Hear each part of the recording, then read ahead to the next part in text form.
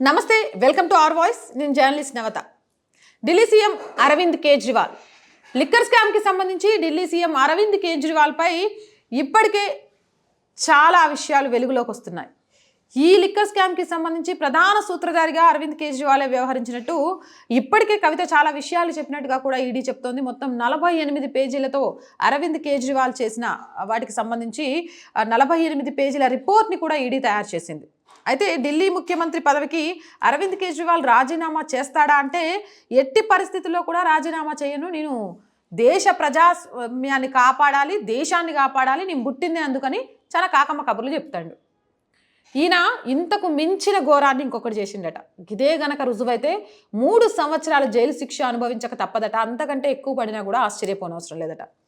ఎక్కడి దాకా వెళ్ళిపోయిందంటే సిగ్గుమాలిన పనులు ఎన్ని చేసిండు అని అంటే, ఓ పక్క నుంచి లిక్కర్ స్కామ్, మరో పక్క నుంచి ఈ స్కామ్కి సంబంధించి ఎప్పుడైతే ఎంక్వైరీ జరుగుతుందో అప్పటి నుంచి ఈడీ అధికారులపైనే గూఢాచార్యం చేయించిండట కేజ్రీవాల్.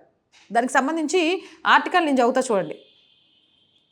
చూస్తే అతి సాధారణ సగటు మనిషి వలె సింపుల్గా ఉండే ఢిల్లీ ముఖ్యమంత్రి అరవింద్ కేజ్రీవాల్ అతి భయంకరమైన తప్పు చేశాడు.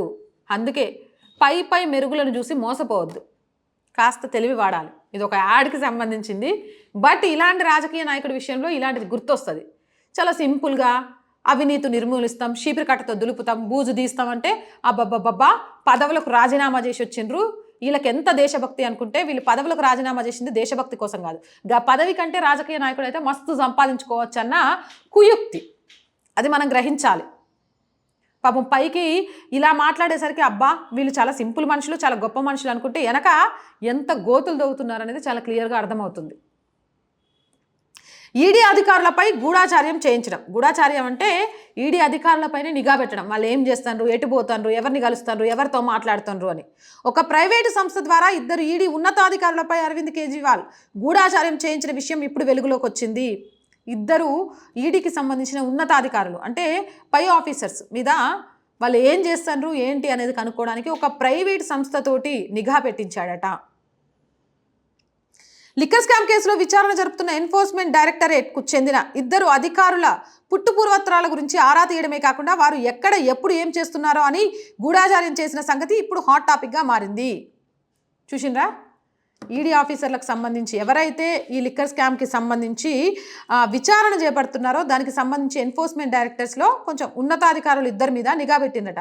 ఈ లెక్కడోళ్ళు వీళ్ళ వెనక ఎవరున్నారు అంటే వీళ్ళ ఫ్యామిలీ బ్యాక్గ్రౌండ్ ఏంది, ఏమైనా తాయిలాలు ఇస్తే పడిపోయే రకమా, పడిపోని రకమా, ఎక్కడి నుంచి వచ్చిండ్రు, ఎప్పుడు ఏం చేస్తారు, ఎవరిని కలుస్తారు, ఎలాంటి ఇన్ఫర్మేషన్ తీసుకుంటారు. తప్పు చేయనోడైతే గిన్నె ఎందుకు చేస్తాడు? ఇజ్జత్ ఉండాలా. ఒక ముఖ్యమంత్రి స్థానంలో ఉండి స్కామ్ చేసిందే కాక ఆ స్కామ్లో జరుగుతున్న ఎంక్వైరీ చేస్తున్న అధికారుల మీద నిఘా పెట్టి వాళ్ళు ఏం చేస్తారు ఏంటి అని తెలుసుకుంటాడంటే వీడు ఎంత పెద్ద క్రిమినల్ మైండ్ అయి ఉండాలా, ఆలోచిస్తే అర్థమవుతుంది. ఈడీకి చెందిన ఒక స్పెషల్ డైరెక్టర్, జాయింట్ డైరెక్టర్లపై ఈ గూఢాచార్యం నడిచినట్లు తెలుస్తోంది. ఈ నేరం రుజువైతే అరవింద్ కేజ్రీవాల్కు కనీసం 3 ఏళ్ల జైలు శిక్ష పడే అవకాశం ఉంది. ఈడీకి చెందిన ఒక స్పెషల్ డైరెక్టర్ అలాగే జాయింట్ డైరెక్టర్ ఎవరైతే లిక్కర్ స్కామ్ మీద ఎంక్వైరీ చేస్తున్నారో ఎన్ఫోర్స్మెంట్కి సంబంధించిన వాళ్ళలో ఒక స్పెషల్ డైరెక్టర్, ఒక జాయింట్ డైరెక్టర్ మీద కూడా ఈ నిఘా వ్యవస్థను మొత్తం పెట్టిండట. ఈయన ఏ తప్పు చేయలేదు. అసలు లిక్కర్ స్కామ్ అంటే పాపం బాబుకు తెలియదు, తాగుడు అంటే కూడా తెలియదు.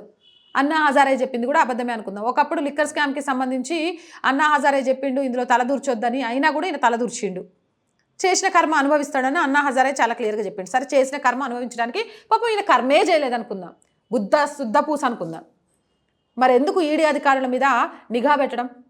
ఈ వార్త కనుక నిజమైతే కేజ్రీవాల్కి మించిన క్రిమినల్ మైండ్ ఉన్న నాయకుడు ఇంకొకడు ఉండడు.